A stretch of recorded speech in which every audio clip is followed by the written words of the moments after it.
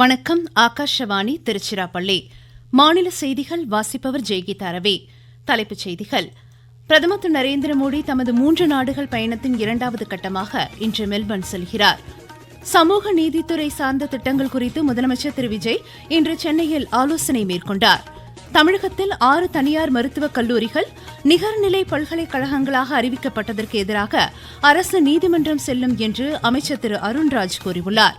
திருச்சி மாவட்ட ஊரக வளர்ச்சி மற்றும் நீர்வளத்துறையின் பணிகளை இத்துறைக்கான மாநில அமைச்சர் திரு என் ஆனந்த் இன்று பிற்பகல் ஆய்வு செய்கிறார்.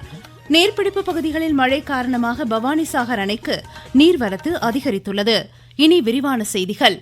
பிரதமர் திரு நரேந்திர மோடி தமது 3 நாடுகள் பயணத்தின் 2வது கட்டமாக இன்று ஆஸ்திரேலியாவின் மெல்பர்ன் நகருக்கு செல்கிறார்.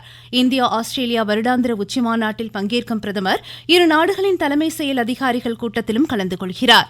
ஆஸ்திரேலிய பிரதமர் ஆண்டனி அல்பனீசுடன் பல்வேறு துறைகளில் ஒத்துழைப்பு தொடர்பான இருதரப்பு பேச்சுவார்த்தைகளை பிரதமர் மேற்கொள்கிறார். முன்னதாக இந்தோனேஷியாவின் பாரம்பரிய கலாச்சார முக்கியத்துவம் வாய்ந்த பிராம்பனன் திருக்கோவிலை பார்வையிட்டு பிரதமர் வழிபாடுகளை மேற்கொண்டார்.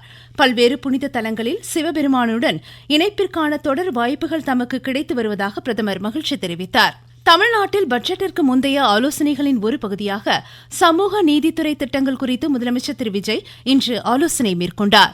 சென்னை தலைமைச் செயலகத்தில் நடைபெற்ற இத்துறை செயல்பாடுகள் குறித்த ஆலோசனைக் கூட்டத்தில் நடப்பு நலத்திட்டங்களின் முன்னேற்றம், மாணக்கருக்கான கல்வி உதவித்தொகை, மாணவர் விடுதிகள் மேம்பாடு குறித்து விரிவாக விவாதிக்கப்பட்டது.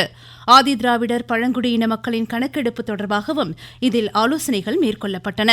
வரவிருக்கும் பட்ஜெட்டில் அறிவிக்கப்படவுள்ள துறை சார்ந்த திட்டங்களுக்கு கூடுதல் நிதி ஒதுக்கீடு குறித்தும் இதில் ஆராயப்பட்டது. மாநில சமூக நீதித்துறை அமைச்சர் திரு வன்னியரசு, அத்துறையின் உயர் அதிகாரிகள் இதில் பங்கேற்றனர். ஊரக வளர்ச்சித்துறையின் நலத்திட்டங்கள் மக்களை உரிய முறையில் சென்று சேர வேண்டும் என்று முதலமைச்சர் உத்தரவு பிறப்பித்துள்ளார். சென்னையில் நடைபெற்ற இத்துறையின் ஆலோசனைக் கூட்டத்தில் தகுதியான பயனாளிகளுக்கு நலத்திட்டங்கள் கிடைப்பது உறுதி செய்யப்பட வேண்டும் என்றும் அவர் அறிவுறுத்தினார். ஊரக குடியிருப்பு திட்டம், முதல்வரின் வீடு கட்டும் திட்டம் போன்ற திட்டங்கள் மக்களை சென்று சேர நடவடிக்கைகள் எடுக்கப்பட வேண்டும் என்றும் அவர் கேட்டுக் கொண்டார். தமிழ்நாட்டில் 6 தனியார் மருத்துவக் கல்லூரிகள் நிகர்நிலை பல்கலைக்கழகங்களாக அறிவிக்கப்பட்டதற்கு எதிராக மாநில அரசு நீதிமன்றம் செல்லும் என்று மாநில மருத்துவ மக்கள் நல்வாழ்வுத்துறை அமைச்சர் திரு அருண்ராஜ் தெரிவித்துள்ளார்.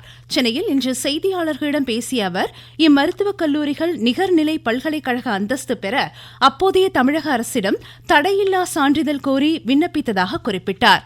ஆனால் அப்போதைய திமுக அரசு 60 நாட்கள் வரை தடையில்லா சான்றிதழ் வழங்காததால் தனியார் கல்லூரிகள் உயர்நீதிமன்றத்தை நாடி அனுமதி பெற்றதாகவும் அவர் குறிப்பிட்டார். தனியார் மருத்துவக் கல்லூரிகள் நிகர்நிலை அந்தஸ்து பெற்றால் அவை 7.5% உள் ஒதுக்கீடு உட்பட மாநில அரசின் இடஒதுக்கீடு முறைகளை பின்பற்ற தேவையில்லை என்பதை அவர் சுட்டிக்காட்டினார்.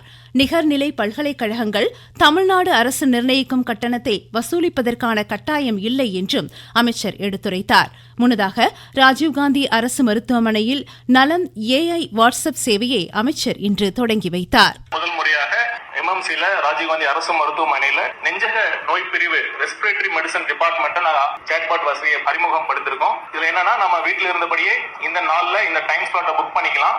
ஆப்ல இந்த சாட்பாட் மூலமாக அப்பாயின்மெண்ட் பிக்ஸ் பண்ணாதான் இங்க சேவையை பயன்படுத்திக்க முடியுமானா இல்ல, இதையெல்லாம் அப்பாயின்மெண்ட் பிக்ஸ் பண்ணாம கூட மக்கள் வரலாம். இது இன்னும் அனைத்து மருத்துவமனைகளுக்கும் இந்த சேவையை நாங்க விரிவுபடுத்த போறோம். ஒன் டைம் ப்ராசஸ் தான், ஒரு முறை நீங்க செஞ்சா போதும். ஆதாரம் இல்லாம கூட அந்த மருத்துவ சேவையை பயன்படுத்தலாம். தமிழகத்தில் கடந்த 50 ஆண்டுகளாக சீர்குலைந்துள்ள சட்டம் ஒழுங்கு நிலைமை சரி செய்யப்படும் என்று மாநில பள்ளிக்கல்வித்துறை அமைச்சர் திரு ராஜ்மோகன் தெரிவித்துள்ளார். சென்னை விமான நிலையத்தில் இன்று செய்தியாளர்களிடம் பேசிய அவர், அமெரிக்காவில் தமிழர்களின் ஆண்டு விழாவில் பங்கேற்று உலக தமிழர்களை இணைக்கக்கூடிய பணிகளை தொடங்கியிருப்பதாக கூறினார்.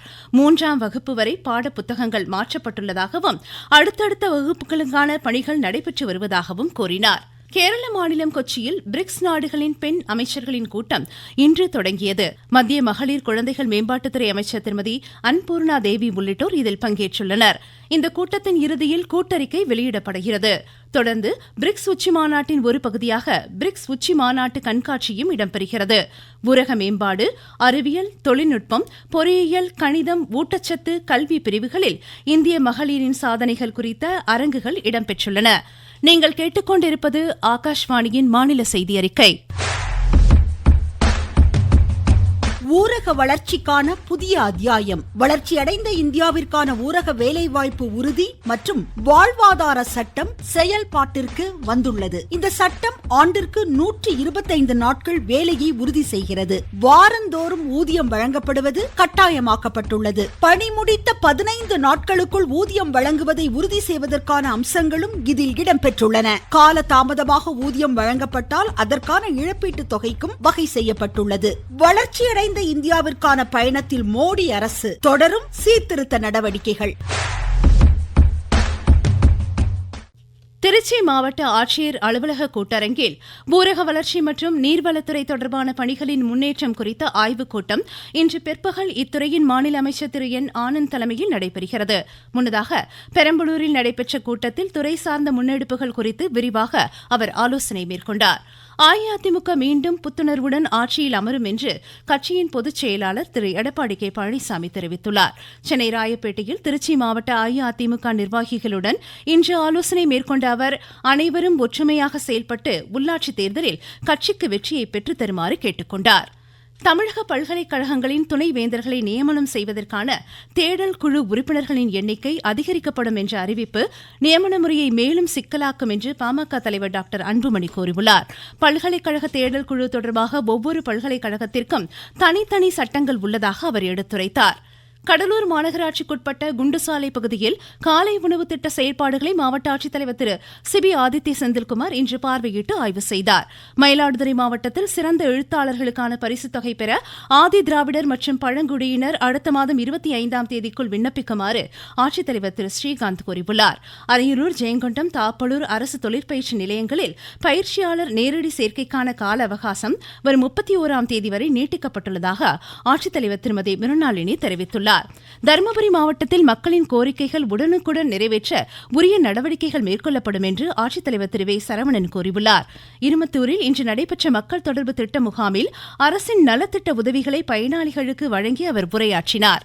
வருவாய்த்துறையில் 4 இலவச வீட்டுமனை பட்டா, 26 பட்டா மாற்றம், இயற்கை மரணம் மற்றும் ஈமச்சடங்கு உதவித்தொகை சுமார் 5 பயனாளிகளுக்கு, மின்னணு புதிய குடும்ப அட்டை 57 பயனாளிகளுக்கு, பட்டு வளர்ச்சி துறையின் மூலமாக தளவாட பொருட்கள் மற்றும் பண்ணை உபகரணம் 3 நபர்களுக்கு, தோட்டக்கலைத்துறையின் சார்பாக நுண்ணீர் பாசன திட்டம் இடுபொருள் மானியம் சுமார் 4 நபர்களுக்கு, தொழிலாளர் நலன் மற்றும் திறன் மேம்பாட்டுத்துறை மூலம் 4 நபர்களுக்கு வீட்டு வசதி திட்டம் என சுமார் 110 பயனாளிகளுக்கு 37,78,532 ரூபாய் மதிப்பிலான அரசின் நலத்திட்டங்கள் இன்று வழங்கப்படுகிறது. தூத்துக்குடி மாவட்டத்தில் நடமாடும் உழவர் சந்தை ஆட்டோ திட்டம் இன்று தொடங்கப்பட்டுள்ளதாக எமது செய்தியாளர் தெரிவிக்கிறார். உழவர் சந்தையில் விவசாயிகளுக்கு உதவும் வகையில் விவசாயிகளுடைய விளைபொருட்களை பொதுமக்களின் வீட்டு வாசலுக்கே கொண்டு சென்று விற்பனை செய்யும் வகையில் நடமாடும் உழவர் சந்தை ஆட்டோ திட்டம் தொடங்கப்பட்டுள்ளது. பொதுமக்களின் வீட்டு வாசலுக்கே கொண்டு சென்று நேரடியாக விற்பனை செய்ய இந்த திட்டத்தின் மூலமாக வகை செய்யப்பட்டுள்ளது. விவசாயிகளின் சந்தைப்படுத்துதல் செலவை குறைத்து உள்ளூர் பொருளாதார வளர்ச்சிக்கும் விவசாயிகளுடைய வாழ்வாதார மேம்பாட்டிற்கும் இந்த திட்டமானது முக்கிய பங்களிப்பை வழங்கியுள்ளது. தூத்துக்குடி மாவட்ட செய்தியாளர் ஏ லக்ஷ்மணன். ஈரோடு மாவட்டம் பவானிசாகர் அணையின் நீர்பிடிப்பு பகுதிகளில் தென்மேற்கு பருவமழை காரணமாக அணைக்கு நீர்வரத்து 5,516 கன அடியாக இன்று அதிகரித்துள்ளது. 105 அடி கொள்ளளவு கொண்ட இந்த அணையின் நீர்மட்டம் இன்று 55.56 அடியாக உள்ளது. பாசன மற்றும் குடிநீர் தேவைக்காக பவானி ஆற்றில் 750 கன அடி தண்ணீரும், கீழ் பவானி வாய்க்காலில் 5 கன அடி தண்ணீரும் வெளியேற்றப்படுகிறது. காற்றழுத்த தாழ்வுப்பாதை காரணமாக நீலகிரி மாவட்டத்தில் இன்றும் நாளையும் பலத்த காற்றுடன் கூடிய கனமழை பெய்யக்கூடும் என்று சென்னை வானிலை ஆய்வு மையம் தெரிவித்துள்ளது. மேற்கு தொடர்ச்சி மழை மாவட்டங்களில் ஓரிரு இடங்களில் பலத்த காற்றுடன் மிதமான மழைக்கு வாய்ப்புள்ளதாகவும் இம்மையம் கூறியுள்ளது. ஃபிஃபா உலகக்கோப்பை கால்பந்து போட்டியில் சுவிட்சர்லாந்து காலிறுதிக்கு முன்னேறியுள்ளது. வான்கோவரில் நடைபெற்ற காலிறுதிக்கு முந்தைய சுற்றில் சுவிட்சர்லாந்து கொலம்பியாவை பெனால்டி ஷூட் முறையில் 4-3 என்ற கோல் கணக்கில் வென்று காலிறுதிக்கு தகுதி பெற்றது. மீண்டும் தலைப்புச் செய்திகள். பிரதமர் திரு நரேந்திர மோடி தமது 3 நாடுகள் பயணத்தின் 2வது கட்டமாக இன்று மெல்பர்ன் செல்கிறார். சமூக நீதித்துறை சார்ந்த திட்டங்கள் குறித்து முதலமைச்சர் திரு விஜய் இன்று சென்னையில் ஆலோசனை மேற்கொண்டார். தமிழகத்தில் 6 தனியார் மருத்துவக் கல்லூரிகள் நிகர்நிலை பல்கலைக்கழகங்களாக அறிவிக்கப்பட்டதற்கு எதிராக அரசு நீதிமன்றம் செல்லும் என்று அமைச்சர் திரு அருண்ராஜ் கூறியுள்ளார். திருச்சி மாவட்ட ஊரக வளர்ச்சி மற்றும் நீர்வளத்துறையின் பணிகளை இத்துறைக்கான மாநில அமைச்சர் திரு என் ஆனந்த் இன்று பிற்பகல் ஆய்வு செய்கிறார். நீர்பிடிப்பு பகுதிகளில் மழை காரணமாக பவானிசாகர் அணைக்கு நீர்வரத்து அதிகரித்துள்ளது. இத்துடன் இந்த செய்தியறிக்கை முடிவடைந்தது.